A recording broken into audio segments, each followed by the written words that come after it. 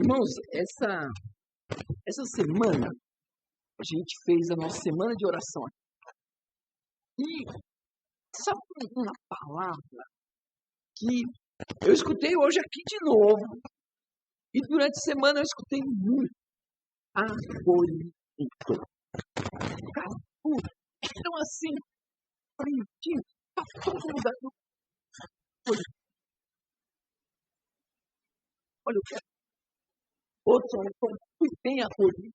Outro, eu falei, olha, como Jesus acolhe multidões. Né? A gente tem que pensar, olha, será que eu acolho da maneira certa? Será que eu acolho como Jesus quer que eu acolha? Será que eu estou tendo a mesma perspectiva de Jesus, de quando chega uma pessoa perto de mim, não só na igreja, no meu trabalho, na minha rua, no transporte coletivo? Será que eu estou tendo a mesma visão que Jesus? Será que eu estou tendo essa ideia do que é ser? Então, eu saí olhando coisas.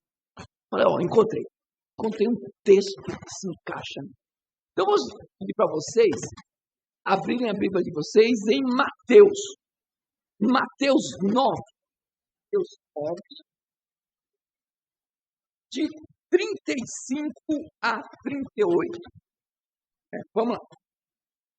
E percorria Jesus todas as cidades e povoados, ensinando nas sinagogas, pregando o evangelho do reino e curando toda sorte de doenças e enfermidades. Vendo ele as multidões, compadeceu-se delas, porque estavam aflitas e exaustas, como ovelhas que não têm o quê? Pastor. E então se dirigiu aos seus discípulos: a seara, na verdade, é grande, mas os trabalhadores são poucos. Rogai, pois, ao Senhor da seara que mande trabalhadores para a sua seara. Cara, isso, pensei, qual é a principal coisa que Cristo fez aqui? Acolheu pessoas e sinalizou a salvação. Por onde ele andava, ele acolhia pessoas. E acolhia. Porque o olhar dele era um radar para acolher pessoas. De repente, você quer entrar, porque senão a gente passa a noite inteira aqui falando. Né? Para falar é comigo mesmo. Né? Se vocês deixarem, gente, eu me solto a noite inteira. Com o Valtinho, a gente fica 6 horas no mínimo conversando. E o Valtinho tem um negócio de me oferecer café. Aí e turbina mais. Aí é uma coisa de doido. Né? Vou lá para casa da Rosana, eu nem falo, cara. Casa da Rosana é coisa de sair de madrugada. Gente, olha, eu e a Rosana e o Júlio é caso complicado. Caso complicado. Na casa de menos que 1 da manhã é cedo, né? Porque a gente começa a discutir coisas como hoje.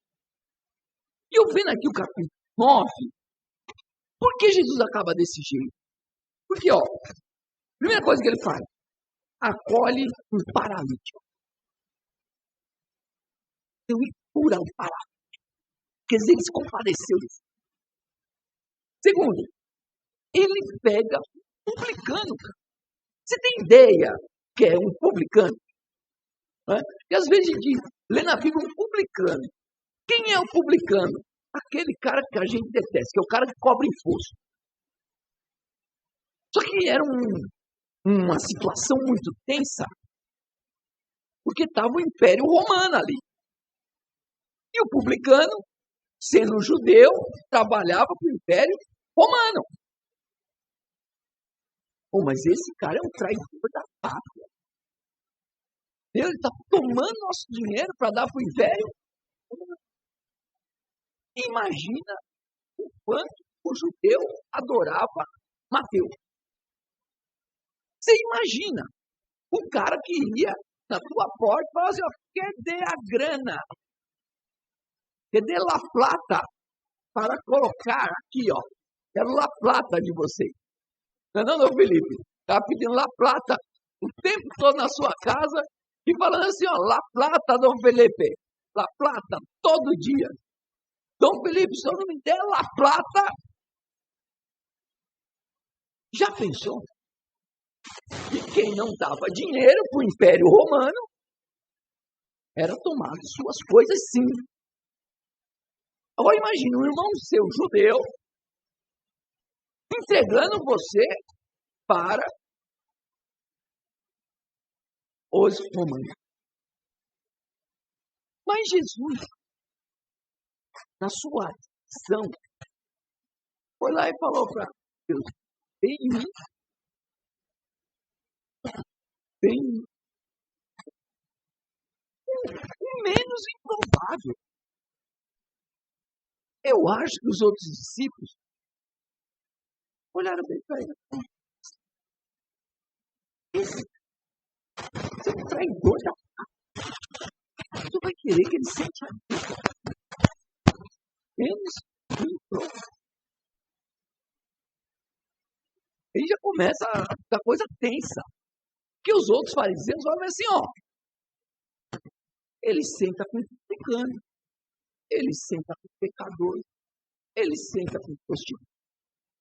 Ele senta com ladrão.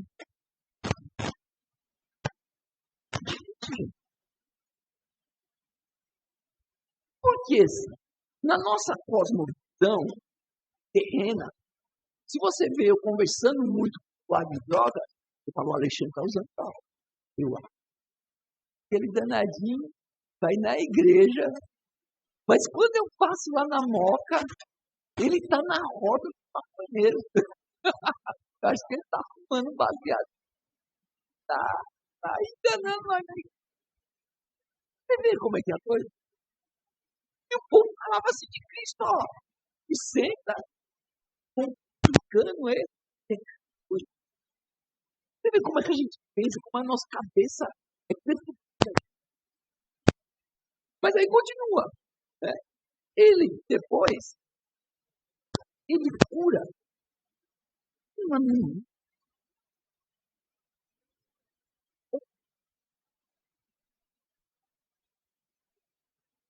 Cura. Mas Alexandre, aqueles religiosos daquela época perseguiram Jesus. Quando alguém estava, ele ia lá. Mas no caminho que ele estava indo, uma mulher que tinha sangramento. O que significa hoje? Hoje a gente sabe que são mulheres que têm alteração hormonal menstrua o tempo todo. Só que se alguém tocasse nessa mulher, não poderia participar de nada no templo. Ele estava o quê? Impuro. Então ninguém queria se relacionar com essa. Isto vai curar ela. Aí já é outro quebra de paradigma. Porque, na verdade, ela tocou em Cristo. E na teoria deles, estava o quê? Que aquela mulher impura tocou em Cristo. E aí é complicado. E aí vai. E cada hora vai ficando mais tenso. Aí ele cura 2 cegos. Curar 2 de uma vez só. E aí vem os religiosos falando, vocês está de brincadeira, né? E o pior depois, ele, antes de chegar nesse fim, ele cura um demônio. Cura a pessoa, possessão demoníaca. Você imagina toda essa série de coisas acontecendo, sequenciais o tempo todo. Quanto isso estava o quê? Tempo.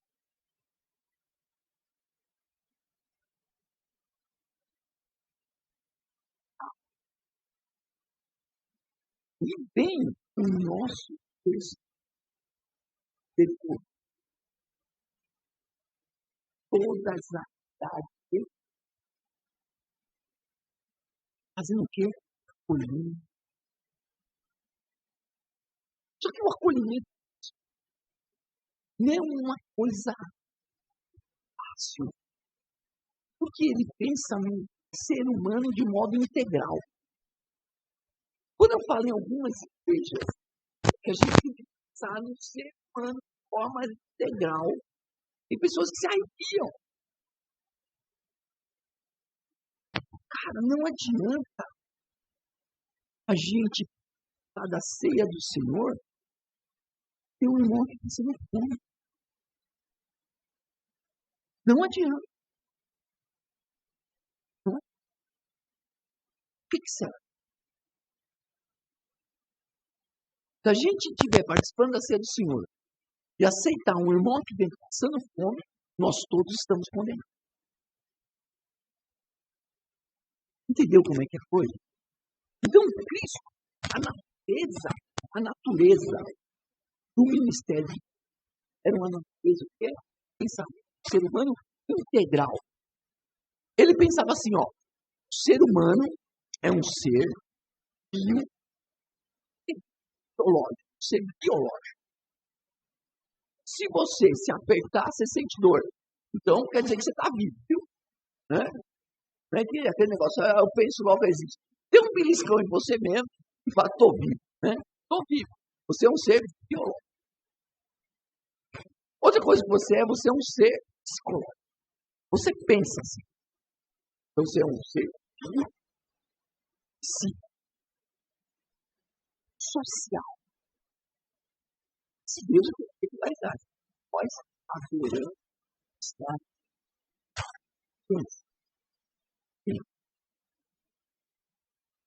sempre vida. Ou coisa pensa. Então, nós somos um ser social.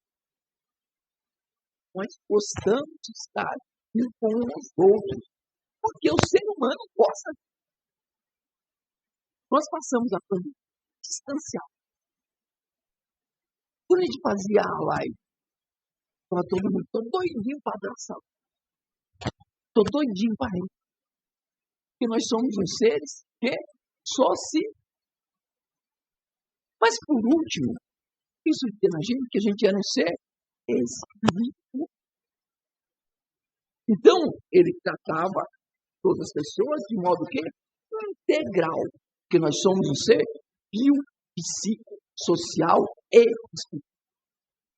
Isso já está provado. Provado e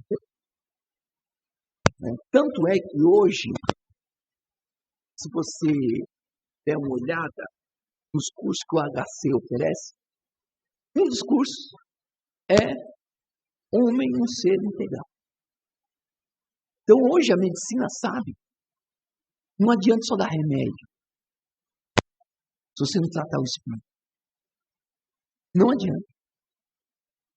As pessoas que não são tratadas espiritualmente morrem de discurso. Se afundam nos seus próprios pensamentos. Mas Cristo via as pessoas de maneira o quê? Integral. Então o ministério de Cristo, a sua natureza era de ver o homem ser em quê?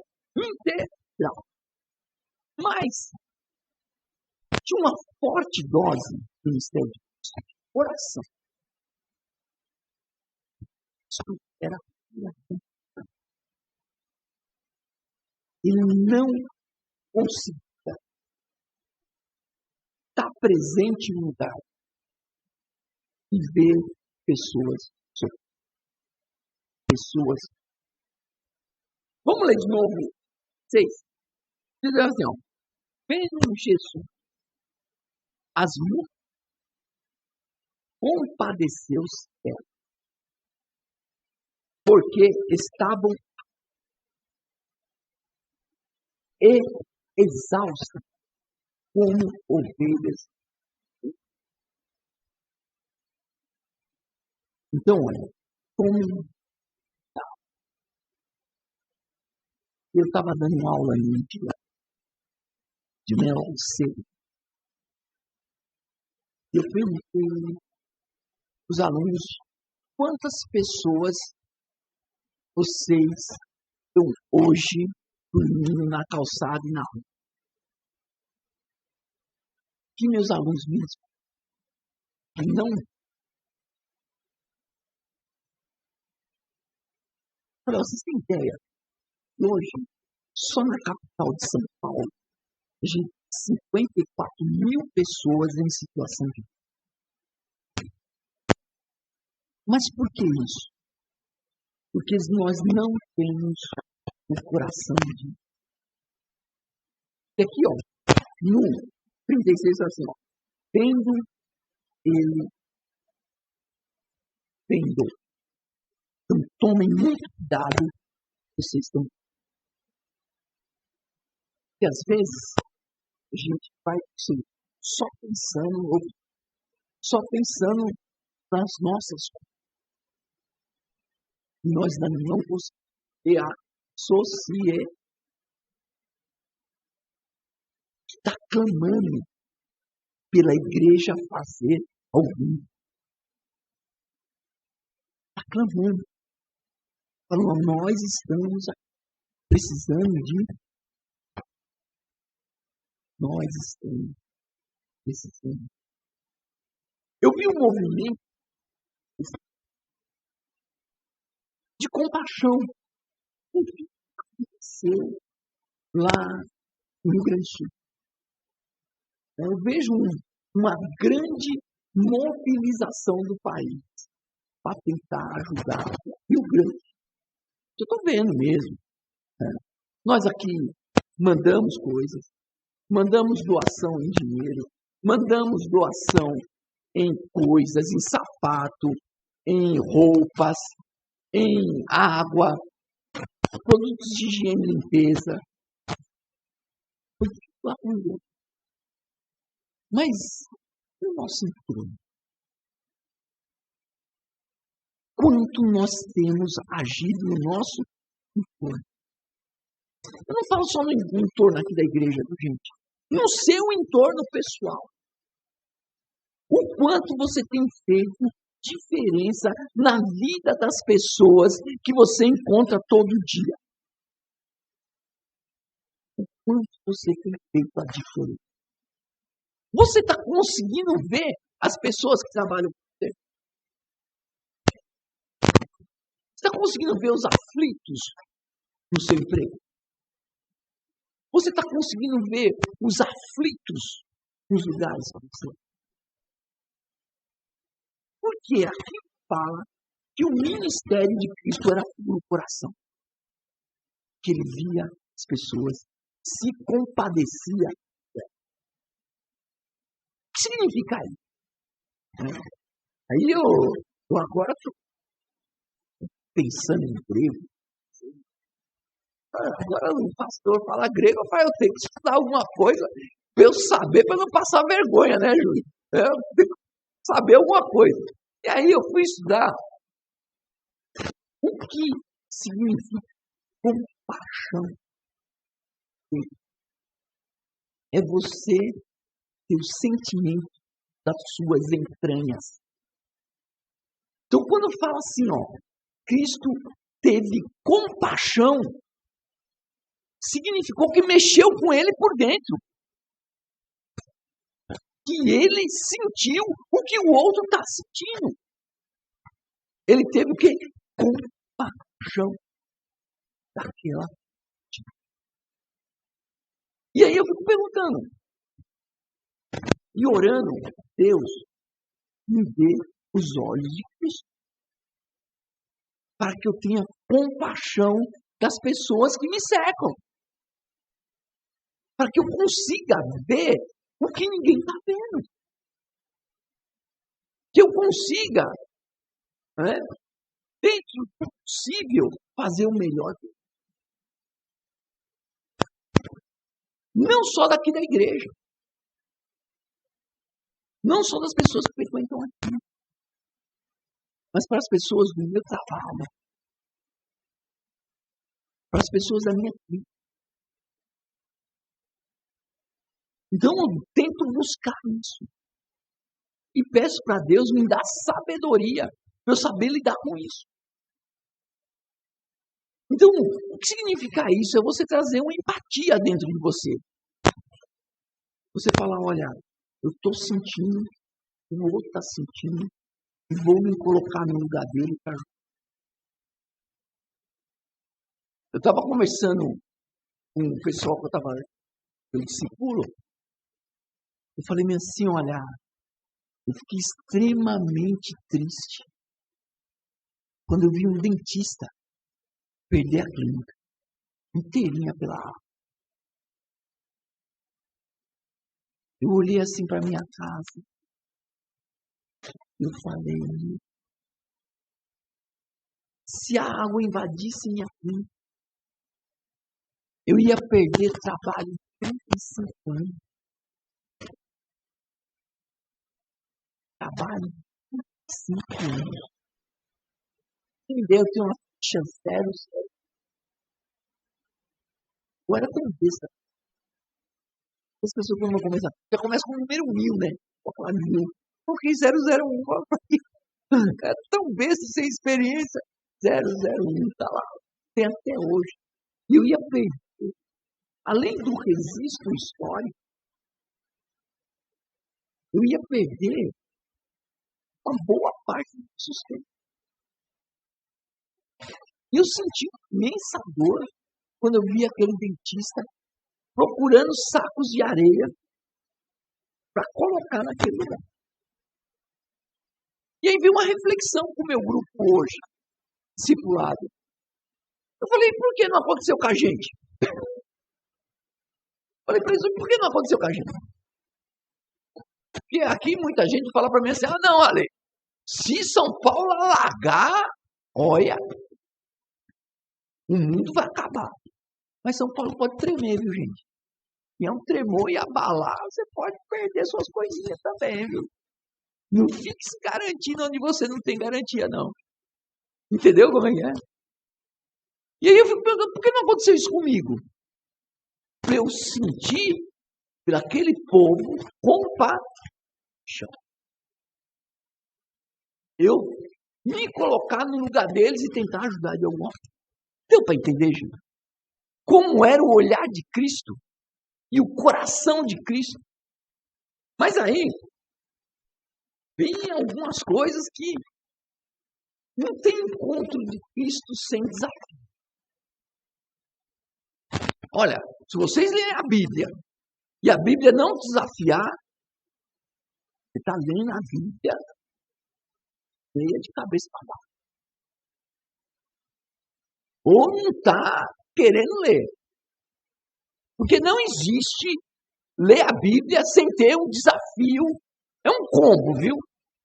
É um combo. Ler a Bíblia é igual a desafio. Então, Cristo vem com desafio no 37. Vamos ler o 37. E então se dirigiu aos seus discípulos. A seara, na verdade, é grande, mas os trabalhadores são o quê? Então aqui me traz uma notícia muito boa, que não falta trabalho. Não falta gente precisando de você, viu? Eu fui visitar meu irmãozão Valtão, que era o Valtão, né? Ele foi emagrecendo, enxugando. Agora ele tá fit, né? Emagreceu, ele tá que nem um menininho, 14 quilos a menos, tá todo feliz lá. Eu fui visitar meu irmão, primeiro dia que eu pisei lá, a vizinha, você pode orar pelo meu marido também? Vamos orar. Foi não, Valtinho? A vizinha, internada, o marido lá, ela contou um pouquinho da história dela. Pessoal, vocês podem orar pelo mundo. Claro, meu bem. E aí, ó, foi um belo desafio para o meu irmão, Walter, ficar naquele hospital e tendo que consolar o vizinho. Ele doente e tendo que consolar o vizinho. Mas o que foi bom? Enquanto o Valtinho esteve lá, a gente consolou o vizinho. Todos os vizinhos que passaram lá foram o quê? Consolados. E o que foi de melhor? Quando o Valtinho voltou, o primeiro degrau que ele me encontrou ali, para ler, preciso conversar com você. Fala, Val. Nós precisamos ter ministério de precisar repensar algumas coisas. É para você ver, né? Ele se sentiu acolhido pela igreja, ele recebeu muita coisa. Mas ele viu a necessidade que as pessoas que estão internadas necessitam de dizer. Aí muita gente fala, mas eu não sei. Não, meu amigo, você sabe sim. Você não sabe orar e ler um texto? Largue da sua preguiça horrorosa, leia um texto e faça uma oração e você vai voltar feliz da vida. Não é isso ou não? Simples assim. Por quê? A seara é o quê? Pequena. Que grande. Qual notícia ruim? Não tem quem queira fazer isso não. São poucas pessoas que querem. Poucas pessoas querem fazer o que Jesus faz. Poucas pessoas querem fazer. E ele deixou esse alerta. E aí fica, Ale, eu não tenho recursos. Eu tenho que trabalhar.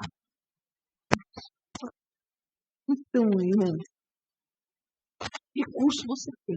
Recurso humano, fonte. Recurso espiritual também tem. Falta você ter empatia. Essa semana foi uma semana fantástica de oração aqui. Fantástica. E eu estava conversando com o irmão Calil. E o Calil chegou e contou um testemunho que para mim foi maravilhoso. Testemunho altamente simples. Falou que no dia 31 estava andando aqui na avenida, ó. Encontrou um morador de rua. Aí veio o nosso pensamento. Ele jurava que o morador de rua queria um cigarro. E sabe o que o morador de rua pediu para ele? Um abraço. Eu não queria passar o ano novo sem abraço. Isso impactou tanto a tua vida, né, Calil? Impactou a vida. O Calil falou, Alexandre, eles estão sedentos por. Eles estão sedentos por. Sedentos. Então, não falta. Então, eu falei para vocês que são discípulos. A mensagem foi para quem é discípulo. Alexandre, e quem ainda não encontrou Jesus, que está aqui hoje e não encontrou Jesus? Você está na multidão. Mas pule para o lado de cá. Seja discípulo. Para você experimentar de forma extraordinária o que é seguir Jesus. Né? Pule para o lado de cá. Se renda a Jesus. Se renda a Jesus. Porque hoje também no meu grupo discipulado, a gente discutiu quem nos anima. poxa, que nos anima? Eu perguntei para eles. E toda semana, acho que meus discípulos, acho que vão terminar uma hora e falar, Alexandre, não venha mais não, por favor. Os meus discípulos, toda semana eu trago uma pergunta para eles. Eu começo a nossa discussão com uma pergunta. Aí, eu usei um texto que eu quero que vocês abram agora. Filipenses 2:1. Filipenses 2:1.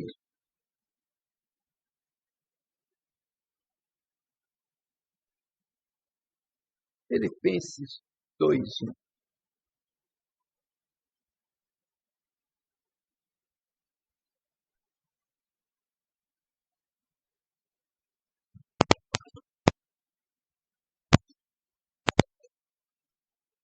Eu vou ler, eu não sei qual a versão tem, mas tem uma versão que eu acho mais adequada para esse texto.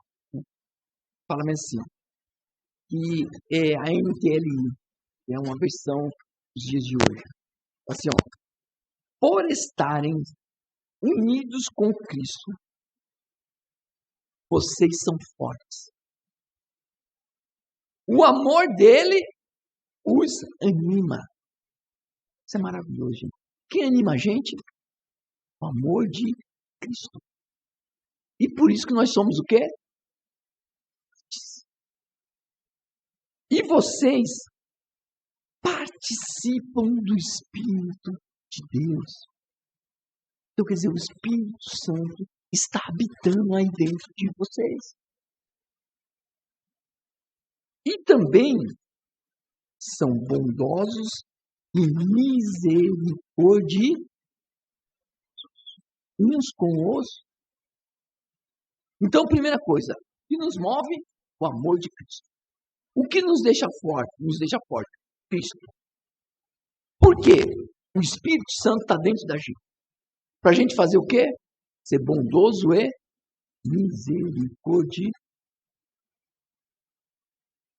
Gente, se você ainda não está dentro desse grupo e acredita em Cristo, está na hora de você se render.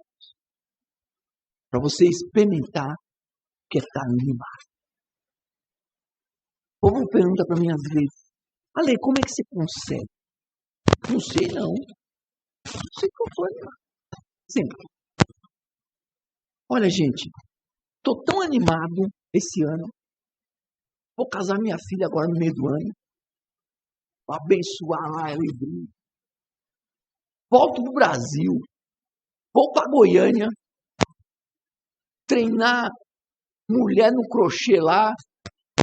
E minha mulher que prepara o dedo, que vai ter aluna, tem 26 alunas preparadas lá esperando ela. Né? Então nós vamos chegar, já vamos para Goiânia. Depois que voltar de Goiânia, em setembro, a gente vai para João Pessoa, lá para o Quilombo, chupar manga e dar risada. Né? E em novembro, outubro tem a festa do Dia das Crianças aqui, para 600 crianças aqui. Novembro tem o aniversário do Instituto Cares, que já deu repercussão esse ano que passou, esse ano vai dar o dobro. Eu quero que falem. Eu quero que falem. Né? Eu quero que falem mesmo. Né? Fala da gente. Né? Fale mesmo. E estou animado. E o final do ano eu vou cortar, está proibido soltar fogos, eu vou inventar alguma coisa aqui na porta da igreja. Né? Então estou animado, viu, gente, esse ano. Estou animado. Espero que vocês tenham. Amém, irmãos?